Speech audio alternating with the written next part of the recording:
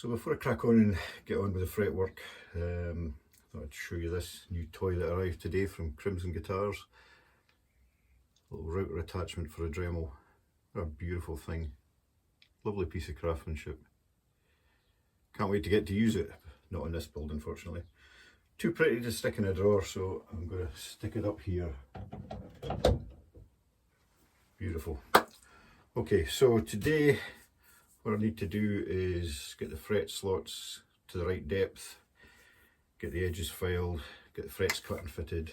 I normally put them in with glue, but I think on this occasion I've kind of made this homemade fret press, a G-clamp with a call, so I'll maybe give this a try, at least on the first fret, see how it goes. Yeah, can but try. So let's get on with it. The depth gauge set to the depth of the fret. Just put a little bit of wax on. And recut.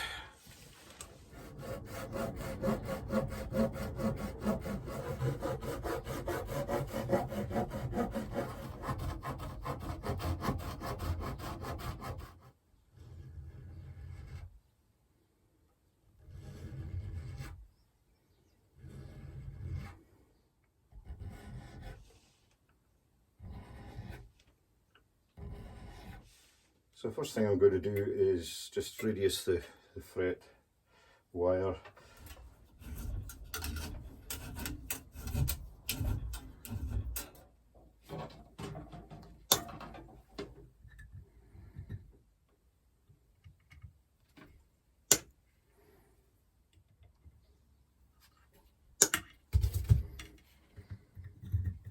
So before I go and put the frets in, I want to get the side markers drilled and put in. So I'll use my Crimson protractor, find the centre of each one.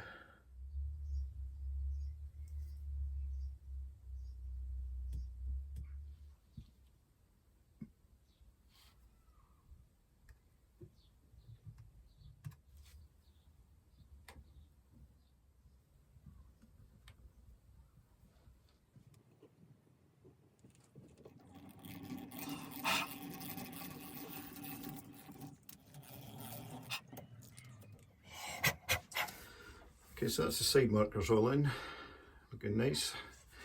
I'm now going to put the frets in. I'm going to try without glue this time and use this homemade clamping press.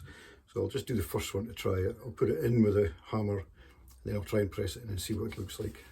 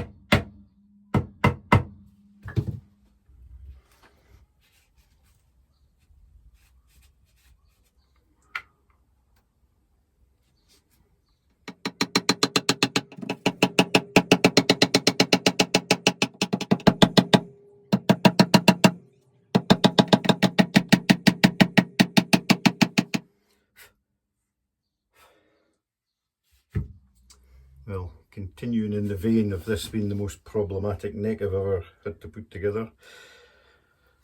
You probably saw that, but a lot of the powder inlays, the top glued section pulled out, exposing dry powder underneath, and also a bit of my inlay has decided to break out. The clamping didn't work particularly well. So yeah, I've got a bit of rework to do on this. The saga continues.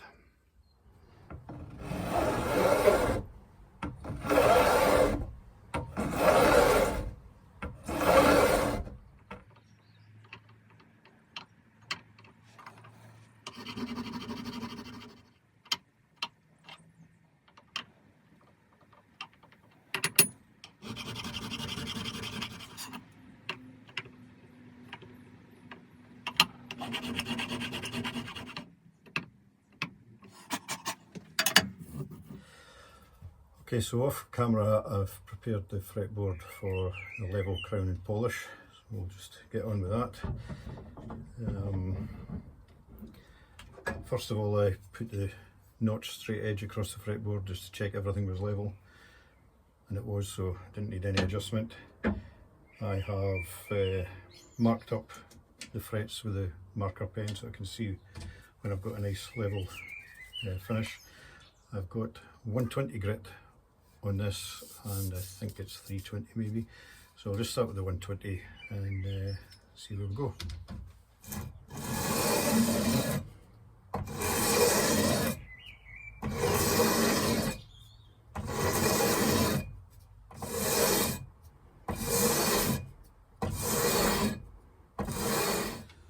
Okay, so that's all nice and level at the 120 grit, so I'm just going to mark them up again, go very lightly over them with the 320, and we'll get on to the crowning.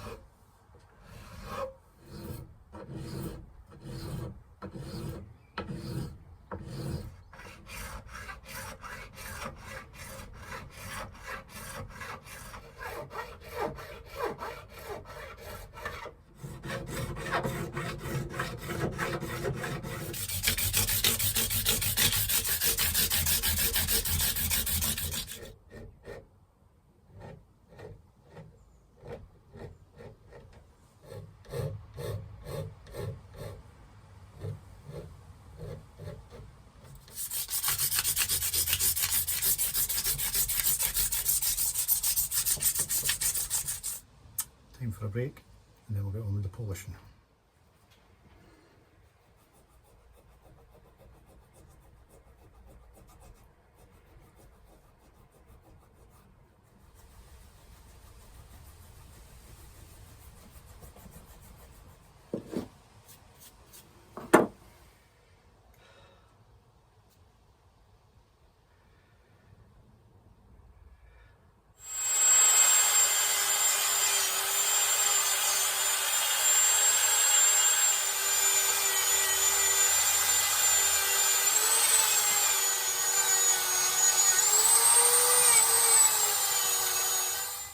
Okay, so that's it, level, crowned, polished,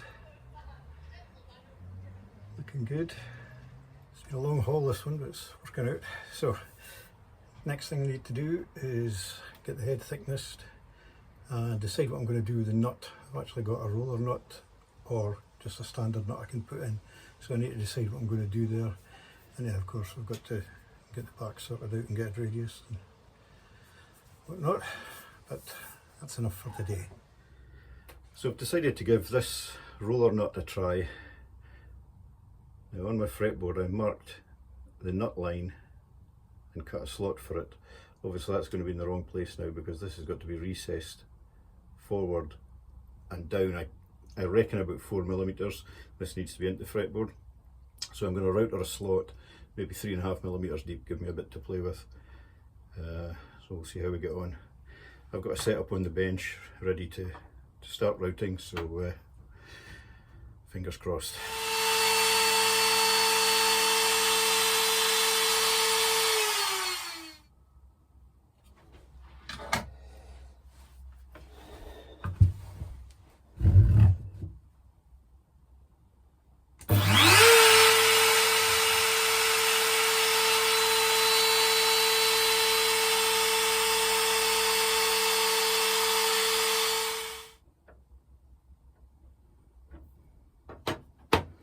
Okay, so that's just a little bit high still, which is fine because there's a radius on that I'm going to need to try and transfer into this.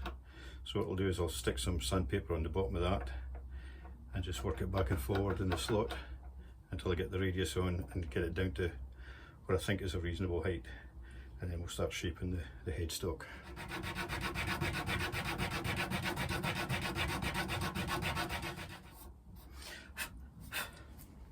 Okay, so I'm going to do the first pass at thicknessing the headstock.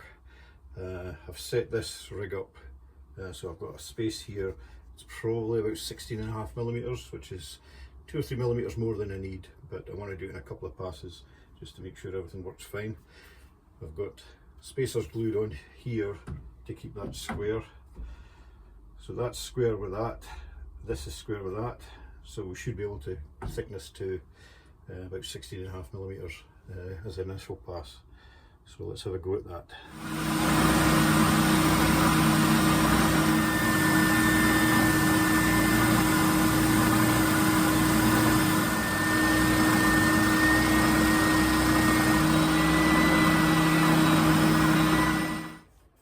Yeah, that's quite tidy.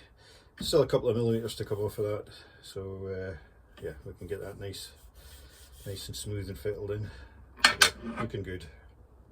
Looking good.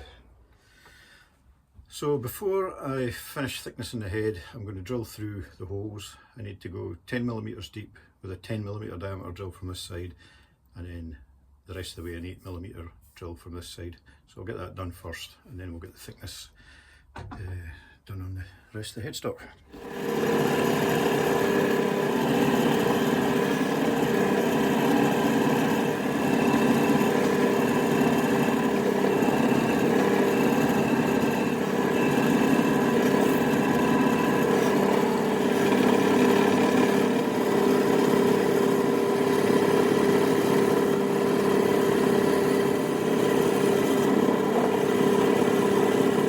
So I reset my backstock, my fence, to about 15mm, passed it through again, forgot to hit record, but yeah, that's it thickness now, looking good and nicely shaped in here. Still got a bit of fettling to do, but a long way to go yet. Okay, so before I get on to shaping the neck, it's a little bit thicker than it needs to be, not too thick that I want to take it off in the bandsaw. So I'm just going to take it off on the sander.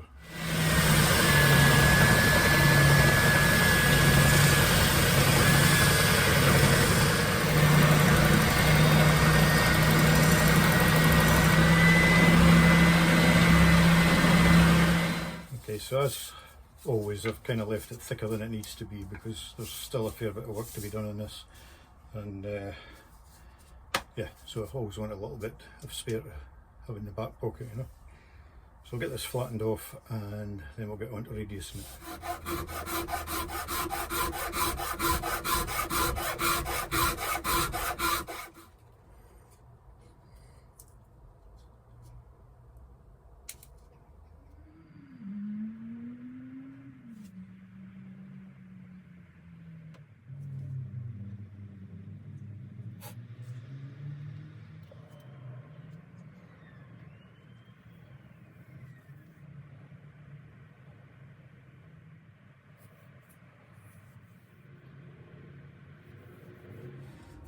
Okay, that's the first facets marked for the neck carve.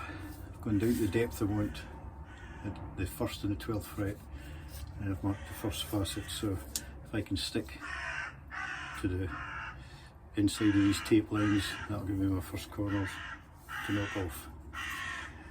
Let's go and have a go.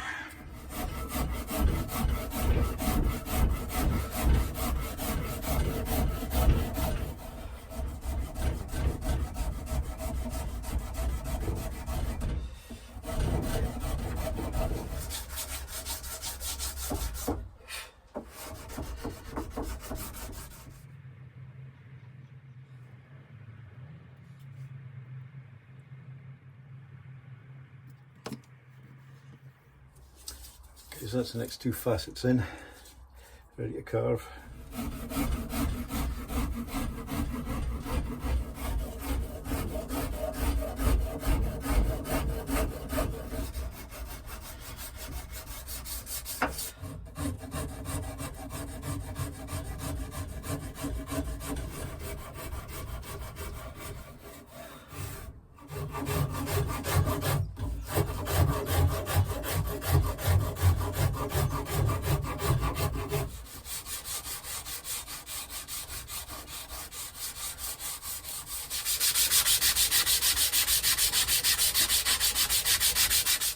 Well, that's the first pass neck carve done. I had to go a wee bit rogue there because, as you probably know, I did carve down at the 1st and the 12th fret to the final depth I needed, but what I didn't do was then level everything before I started faceting. So once I'd faceted, I had to take the whole lot down again. So ended up going a bit rogue on it and doing it freehand, albeit with facets in to guide me. So turned out okay, feels good. Next need to get on and do the volute, but I'm going to leave that for another day. Okay, so we've got this unsightly mess to deal with. I've roughly marked where I want the volute to be, and I'm going to have a go with the Iwasaki file. So let's get on with that then.